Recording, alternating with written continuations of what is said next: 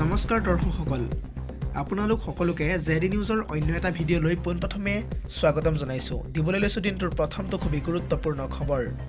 PM কিষানৰ 19 নং কিস্তিৰ ধনৰ তালিকাত আপোনাৰ নাম আছেনে নাই আজি আপুনি পৰীক্ষা কৰক আপোনাৰ নাম আছেনে নাই যদিহে আপোনাৰ নাম নাই তালিকাত তেন্তে আপুনি শীঘ্ৰেই অভিযোগ কৰিব পাৰিব আৰু যেহেতু মাত্ৰ কেইদিনমান সময় বাকী আছে মাত্ৰ 7 দিনৰ পিছতেই কৃষকসকলে লাভ কৰিব পিএম কিষানৰ 19 নং কিস্তিৰ ধন আহি থকা 24 ফেব্ৰুৱাৰী তাৰিখে কৃষকসকলৰ একাউণ্টত সোমাব 19 নং কিস্তিৰ ধন এই সন্দৰ্ভত সবিশেষ জনাম জেডি নিউজৰ সমূহ দৰ্শকক আৰু মাত্ৰ 8 দিনৰ পিছতেই লাভ কৰিব পিএম কিষান সন্মান নিধিৰ 19 নং কিস্তিৰ ধন তালিকাত যদিহে আপোনাৰ নাম নাই তেন্তে 9 দিনৰ ভিতৰত কৰিব লাগিব আপুনি অভিযোগ কৰাৰ পিছত আপুনিও পাব 19 নং কিস্তিৰ ধন পিএম কিষান এপৰ জৰিয়তে আপুনি চাব পাৰিব আপোনাৰ নাম তালিকাত আছেনে নাই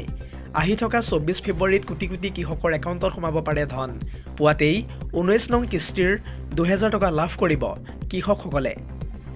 ডিবিটি যোগে লাভ কৰিব এই ধন পিএম কিষান এপৰ জৰিয়তে কৰিব লাগিব আপুনি তাৰ বাবে ইকেৱাইচি অনলাইন অথবা সিএসসি চেণ্টাৰত গৈও কৰিব পাৰিব আপুনি ইকেৱাইচি আৰু তাৰ পিছতেই আহি থকা 24 ফেব্ৰুৱাৰী তাৰিখে আপোনালোকৰ একাউণ্টত সোমাব পিএম কিষান সন্মান নিধিৰ 19 নং কিস্তিৰ ধন পৰৱৰ্তী খবৰ অতি শীঘ্ৰেই ঘোষণা কৰা হ'ব ADREৰ ফলাফল তৃতীয় আৰু চতুৰ্থ বৰ্গৰ পৰীক্ষাৰ ফলাফল অতি শীঘ্ৰেই ঘোষণা কৰা হ'ব এই সন্দৰ্ভত মুখ্যমন্ত্ৰী ডক্টৰ হিমন্ত বিশ্ব শৰ্মাই কৰিছে ইতিমধ্যে ডাঙৰ মন্তব্য দুই দিনতে ঘোষণা কৰা হ'ব ADREৰ ফলাফল অৱশেষত অপেক্ষাৰ অন্ত পৰিবলৈ গৈ আছে পৰীক্ষাৰ্থীসকলৰ এই সন্দৰ্ভত মুখ্যমন্ত্ৰীয়ে কি কৈছে সবিশেষ জনাম জেডি নিউজৰ সমূহ দৰ্শকক ৰাজ্য চৰকাৰৰ তৃতীয় আৰু চতুৰ্থ বৰ্গৰ চাকৰি সন্দৰ্ভত ডাঙৰ ঘোষণা কৰিছে ইতিমধ্যে মুখ্যমন্ত্ৰী ডক্টৰ হিমন্ত বিশ্ব শৰ্মাই দুই দিনতে ঘোষণা কৰা হ'ব ADREৰ চূড়ান্ত পৰীক্ষাৰ ফলাফল ৰাজ্যৰ মুখ্যমন্ত্ৰী ডক্টৰ হিমন্ত বিশ্ব শৰ্মাই কৰিছে এনেদৰে ডাঙৰ ঘোষণা আজিৰ আমাৰ পৰৱৰ্তী খবৰটো হৈছে আন এটা গুৰুত্বপূৰ্ণ খবৰ কিয়নো চৰকাৰী চাকৰি নিযুক্তিৰ ক্ষেত্ৰত কোনো কাৰণতে অনিয়ম হ'ব নোৱাৰিব লগতে কোনো কাৰণতে দুৰ্নীতি হ'ব নোৱাৰিব ৰাজ্যৰ মুখ্যমন্ত্ৰী ডক্টৰ হিমন্ত বিশ্ব শৰ্মাই এই কথা অতি স্পষ্টভাৱে উল্লেখ কৰিছে এই সন্দৰ্ভত সবিশেষ জনাম জেডি নিউজৰ সমূহ দৰ্শকক স্বচ্ছ নিযুক্তিক লৈ অৱশেষত মুখ্যমন্ত্ৰী ডক্টৰ হিমন্ত বিশ্ব শৰ্মাই কৰিলে ডাঙৰ ঘোষণা চৰকাৰী চাকৰি নিযুক্তিৰ সময়ত যাতে কোনো কাৰণতে কোনেও এটকাও নলয় চৰকাৰী চাকৰিৰ বাবে কোনো মন্ত্ৰী বিধায়কক লগ কৰাৰ প্ৰয়োজন নাই এতিয়াৰে পৰা যিসকলে চাকৰি পাইছে তেওঁলোকে যোগ্যতাৰ ভিত্তিতহে পাইছে চৰকাৰৰ কোনো মন্ত্ৰী বিধায়কৰ মানুহ আত্মীয়ত নাই স্বচ্ছ আৰু নিকা পদ্ধতিৰে নিযুক্তি প্ৰক্ৰিয়া আচলতে হ'ব লাগে বিগত 3 বছৰত স্বচ্ছতাৰে নিযুক্তি পৰীক্ষা ইতিমধ্যে সম্পন্ন হৈছে পূৰ্বতে ধনৰ বিনিময়ত চাকৰি দিয়া হৈছিল আৰু সেইবাবেই চৰকাৰী কৰ্মচাৰীয়েও ধন সংগ্ৰহ কৰিছিল বৰ্তমান সময়ত নিযুক্তিৰ ক্ষেত্ৰত প্ৰয়োজন নহয় টকাৰ পূৰ্বতে নৱনিযুক্ত বিষয়াৰ দৰমহা মুকলি কৰি দিয়াৰ নামতো ধন সংগ্ৰহ কৰিছিল একাংশ বিষয়াই কিন্তু বৰ্তমানৰ বিজেপি চৰকাৰৰ দিনত চৰকাৰী কাৰ্যালয়ত নহয় ধনৰ লেনদেন যোগ্যজনক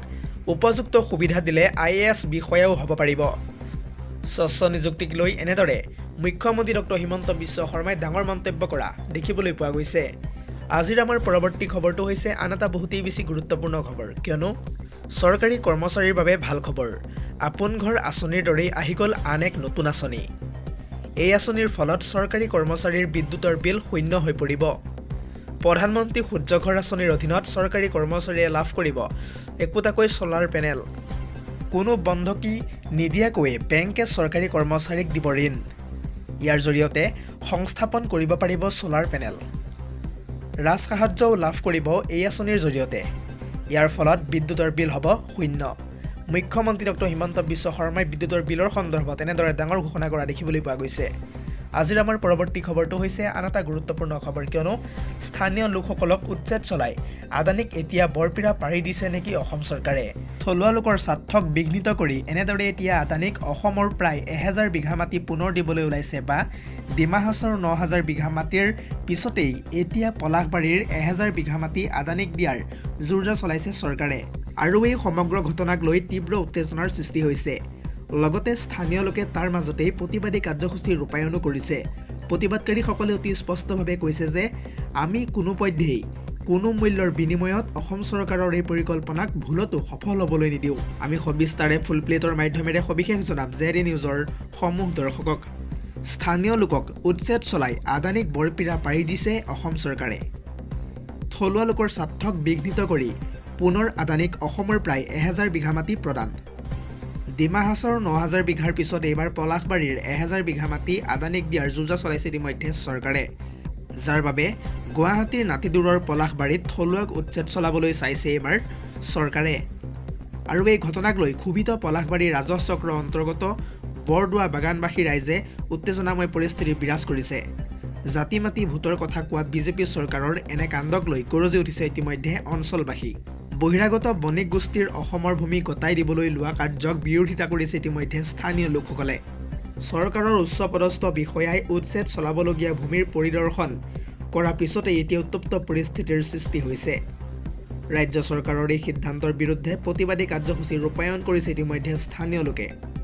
চৰকাৰৰ প্ৰচেষ্টাক যিকোনো মূল্যৰ বিনিময়ত প্ৰতিহত কৰাৰ হুংকাৰ প্ৰদান প্ৰতিবাদী লোকৰ। ইয়াৰ উপৰিও পলাশবাৰী সমষ্টিৰ বিধায়ক হেমাংগ ঠাকুৰীয়াৰ বিৰুদ্ধেও গৰজি উঠিল সমষ্টিবাসী। News desk report, ADRE news.